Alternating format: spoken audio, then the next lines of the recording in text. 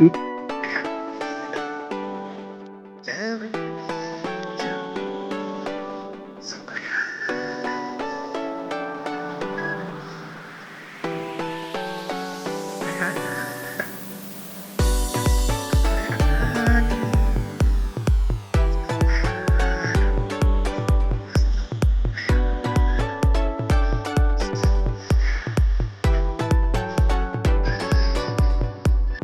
আলাইকুম সুপ্রিয় দর্শক, আশা করছি আপনারা সবাই ভালো আছেন। দর্শক বন্ধুরা, আজকে আমরা চলে আসছি পটুয়াখালী সদর উপজেলার বদরপুর এলাকাতে। আজকে আমরা আসছি এখানের একজন তরুণ উদ্যোক্তা কাউসার ভাই, যিনি অনার্স সেকেন্ড ইয়ারে পড়াশোনা করতেছেন। তো উনি পড়ালেখার পাশাপাশি উনি প্রথমে শখ থেকে 300 টাইগার মুরগি দিয়ে ওনার এই খামারে যাত্রা শুরু করেন এবং প্রথমবার উনি কিন্তু মাংসের জন্য মুরগিটা পালন করেছিলেন এবং এই পরবর্তীতে উনি যে মুরগিগুলো পালন করতেছেন টাইগার মুরগি আপনারা দেখতে পাচ্ছেন এখানে, এগুলো কিন্তু উনি এখন ডিমের জন্য পালন করতেছেন, প্যারেন্টসের জন্য। তো এইখানে প্রায় ওনার 150 প্যারেন্টস রয়েছে এবং উনি কিন্তু পাশাপাশি মাংসের জন্য 500 মুরগি পালন করতেছেন, ওনার বাচ্চা রয়েছে, সব মিলে প্রায় উনি এখানে 1000 মুরগি লালন পালন করতেছেন। এবং এই টাইগার মুরগি পালন করে কিন্তু কাউসার ভাই বেশ সফলতা লাভ করেছেন এবং উনি আমাদেরকে জানিয়েছেন যে এই মুরগিগুলো পালন করে উনি এখান থেকে প্রতি মাসে 40 থেকে 50,000 টাকা আয় করতেছেন পড়ালেখার পাশাপাশি। তো এই যে তরুণ উদ্যোক্তা, উনি পড়ালেখার পাশাপাশি টাইগার মুরগি পালন করে কীভাবে ওনার ফার্ম থেকে প্রতি মাসে 40 থেকে 50,000 টাকা আয় করছেন সেই বিষয়ে আমরা আপনাদেরকে বিস্তারিত জানাবো। আশা করছি পুরোটা আয়োজন জুড়ে আপনারা আমাদের সাথেই থাকবেন। আসসালামু আলাইকুম ভাইয়া। ওয়ালাইকুম আসসালাম। ভাই কেমন আছেন? একটু আলহামদুলিল্লাহ ভালো, আপনি কেমন আছেন? জি আলহামদুলিল্লাহ ভালো আছি। ভাই প্রথমে একটু আপনার পরিচয়টা দিবেন। জি, আমার নাম মোহাম্মদ কাউসার ইসলাম, আমি অনার্স সেকেন্ড ইয়ারে পড়ি, সামনে আমি পরীক্ষা দেবো। তো এই অনার্স করার পাশাপাশি আমি টাইগার মুরগি পালন করতেছি। আচ্ছা, পড়ালেখার পাশাপাশি কতদিন ধরে এই মুরগিটা পালন করতেছেন? প্রায় 1 বছর হয়ে গেছে। 1 বছর। জি। আচ্ছা, তো এই যে ভাই পড়ালেখার পাশাপাশি আপনি টাইগার মুরগি পালন করতেছেন, মূলত কী কারণে আপনি টাইগার মুরগি পালন করতে উদ্বুদ্ধ হলেন? এটা আসলে আমার বলতে গেলে প্রথম বলা হবে শখের জন্য। আমি ফার্স্টে ইউটিউবে অনেকের ভিডিও দেখছি, এরকম মুরগিগুলো দেখতে অনেক সুন্দর লাগে, আমার অনেক ভালো লাগছে। তারপর আমি একটা সিদ্ধান্ত নিলাম যে আমি অল্প কিছু মুরগি উঠাই। তো শুরুতে আমি 300+ মুরগি উঠাইছিলাম মাংসের জন্য। তো ওইটা আমি 35 দিন 40 দিন পাইলে তারপরে বিক্রি করে ফেলাইছি। তারপর আমি একটু মোটামুটি একটা বেনিফিট পাইছি। তো আমি দ্বিতীয় রাউন্ডে আমি আবার বেশি করে মুরগি উঠাইছি। তো দ্বিতীয় রাউন্ডে বেশি করে মুরগি উঠানো বলতে প্যারেন্টস তাই দ্বিতীয় রাউন্ডে উঠেছি। তা এখন আমার বর্তমানে প্যারেন্টস 150+ আছে আর কি। তো আমি প্রথম থেকে শুরু করে শেষ করার পর আমি দ্বিতীয়বারের মতো আমি 150+ এই মুরগি প্যারেন্টস দিয়ে আমি শুরু করতে আছি আর কি। আচ্ছা, তাহলে প্রথম আপনার যে মুরগিটা শুরু করেছিলেন টাইগার 300 দিয়ে, সেটা আপনি মাংসের জন্য পালন করেছিলেন? প্রথমে একটা মাংসের জন্য পালন করছি। হ্যাঁ, এই যে 1 মাস আপনি মাংসের জন্য পালন করলেন, সেখানে আপনার লাভও হয়েছে, এরপরে কিন্তু আপনি বাদ দিয়ে দিলেন, এরপরে আপনি চলে আসছেন প্যারেন্টসের মুরগি পালন করতে। এর কারণটা আসলে কি? এই কারণটা আসলে মানে কারণ অনেকগুলোই আছে। তো মাংসের জন্য মানে বাচ্চা কিনা মনে করেন পাললে ওটা লাভ হয়। আবার মনে করেন যে সামনে মানে প্রত্যেকটা মানুষের একটা ধাপ থাকে আর কি, সেই ধাপটা আমিও মনে করছি। তো প্রথম মাংসের জন্য পাইলে তারপরে প্যারেন্টস উঠাইছি। তো প্যারেন্টস থেকে মোটামুটি ভালোই লাভ হয়, এই জন্য আমি করছি। কারণ প্যারেন্টস থেকে দুইটা মানে করা যায়, যেমন নিজেকে বাচ্চা ফুটিয়ে তারপরে মাংসের জন্য পালা যায়, আবার বাচ্চা বিক্রি করা যায়।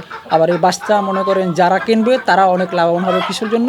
তো এই টাইগার মুরগি বাজারজাত অনেকটাই চাহিদা বেড়ে গেছে।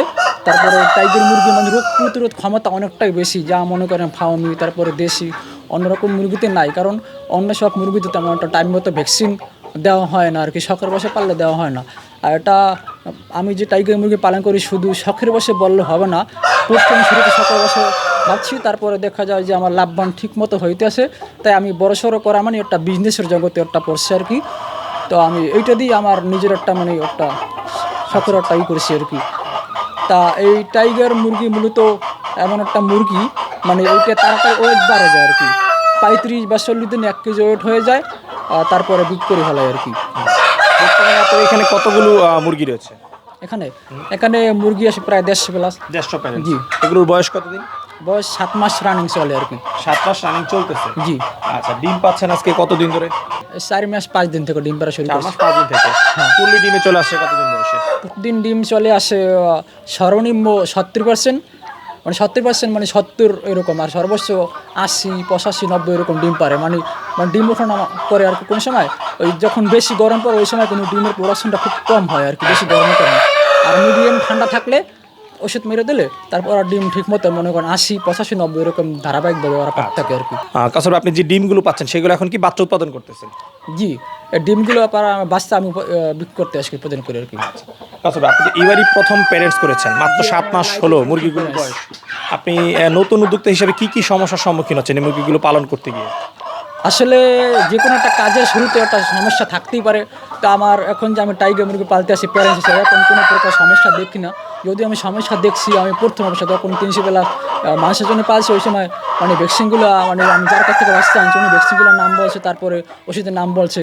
তো নতুন অবস্থায় আমি ওগুলো মানে একটা হামাগুড়ি ভয়ে আতঙ্ক ছিলাম।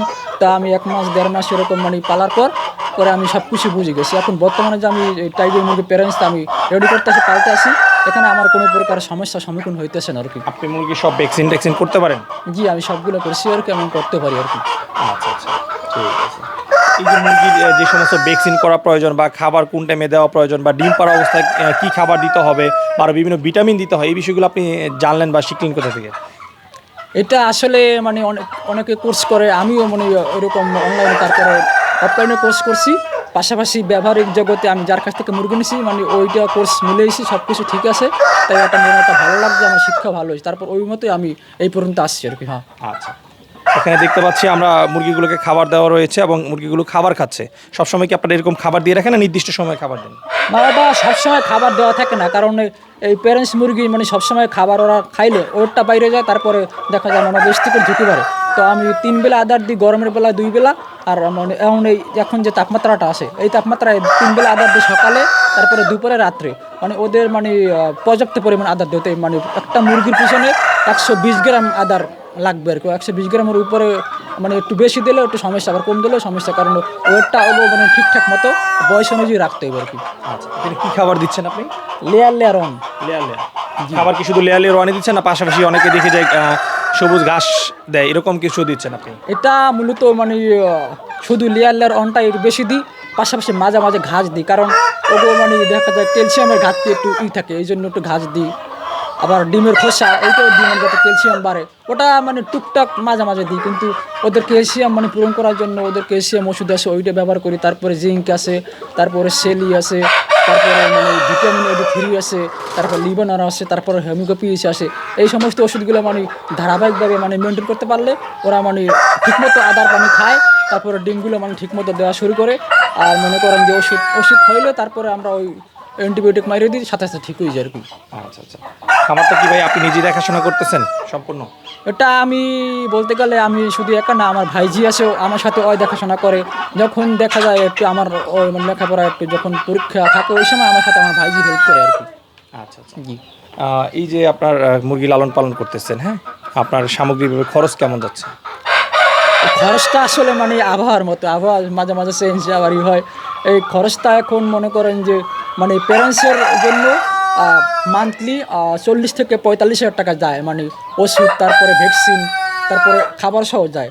এখন শুধু আমাদের প্যারেন্টস না, আমরা মাংসের জন্য রেডি করছি এখন বর্তমানে নিউ ঘরে মানে নতুন ঘরে 500 প্লাস মাংসের জন্য রেডি আছে, রেডি আছে। হ্যাঁ, তারপরে আমাদের বোর্ডিং করা বাচ্চা আছে প্রায় 1000 প্লাস বাচ্চা, সব মিলিয়ে মাংস আর তারপরে বোর্ডিং করা যেদিন বলছি বাচ্চা টোটাল 1500-এর মতো আছে।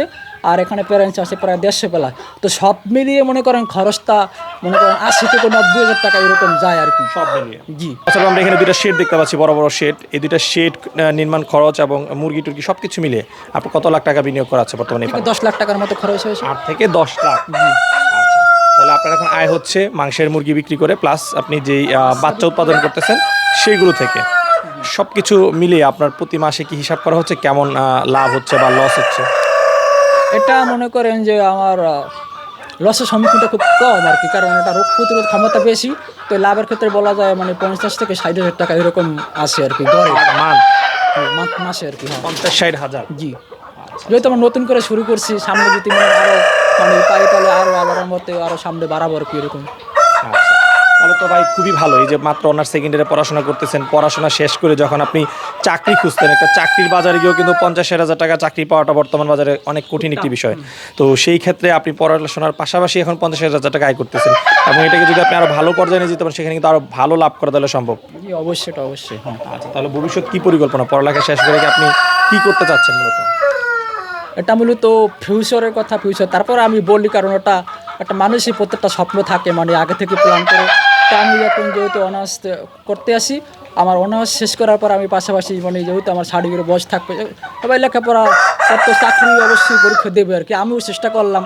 তো বলতে গেলে আমি লেখাপড়াকে মানে মেইন সাবজেক্ট ধরি, ওটা সবাই ধরবে, লেখাপড়ার কোনো উপরে কিছু নাই আর কি। মানে লেখাপড়া করার পর চাকরি করা লাগে এমন কোনো কথা না, মানে লেখাপড়া করলে একটা মানে জ্ঞান বুদ্ধি একটা লোপ পায় আর কি। তো আমি ওইটাই চাইছিলাম করতে। তো মনে করেন যে আমি যখন অনার্স পাস করে বের হবো তখন চাকরি পরীক্ষা দেবো, পাশাপাশি এটাও থাকবে। আর এই থেকে মনে করেন একটা ভালো মোটামুটি বর্তমানে আসি, তারপর আরও সামনে মানে বড়সড় করবো, ওই বড়সড় থেকে যদি আরও আমরা ভালো বেনিফিট পাই তাহলে আমরা আরও সামনে করবো লেখাপড়ার পাশাপাশি আর কি। হ্যাঁ, কাউসার ভাই, আপনার মতো যারা তরুণ উদ্যোক্তা মানে বিশেষ করে স্টুডেন্ট রয়েছে, যারা বেকার রয়েছে, যারা দেখা যায় টিউশনই করে নিজের খরচটা চালানোর জন্য, পড়ালেখার খরচ চালানোর জন্য, সেই ক্ষেত্রে তারা যদি এরকম অল্প কিছু মুরগি দিয়ে খামার করে বা করতে চায়, তারা কীভাবে করলে সেখানে তাদের হাত খরচটা বা তাদের পরিবারে তারা একটু সহযোগিতা করতে পারবে, তাদের জন্য আপনি কী পরামর্শ দেবেন? এটা একটা খুবই ভালো কথা বলছেন। কারণ যারা বর্তমানে লেখাপড়া করে বা টিউশনি করে, এই টিউশনি করে অনেকে মানে সাংসারিক জীবনে একটু খুব ধারাবাহিক টাফ হয়। তো এই টিউশনি করার পাশাপাশি খুব অল্প সংখ্যক মুরগি পালন করলে লাভ হয়। এখন মুরগি পালন করার আগে মানে ওষুধ, ভ্যাকসিন এই সমস্ত কিছু ধারণা থাকা জরুরি। তো এখানে আমি যেহেতু প্রথম অবস্থা করছি, আমি পরিচিত লোক পাইছি, তার মাধ্যমেই আমি সব কিছু শিখতে পারছি। এখন আমার কাছ থেকে মনে করেন যারা বাচ্চা নেবে বা নিতে আসে, তারা অনেকেই মনে করেন ঠিকমতো পরিশোধ করতে পারে না, তারা আমাকে কল করে মানে কোন সময় কী ভ্যাকসিন বা কোন সময় কী ওষুধ খাওয়াইতে, ওইটা আমি মানে সঠিকভাবে পরামর্শ দিয়ে থাকি, তারা ওই সমস্ত মানে পরামর্শ অনুসারে কাজ করে।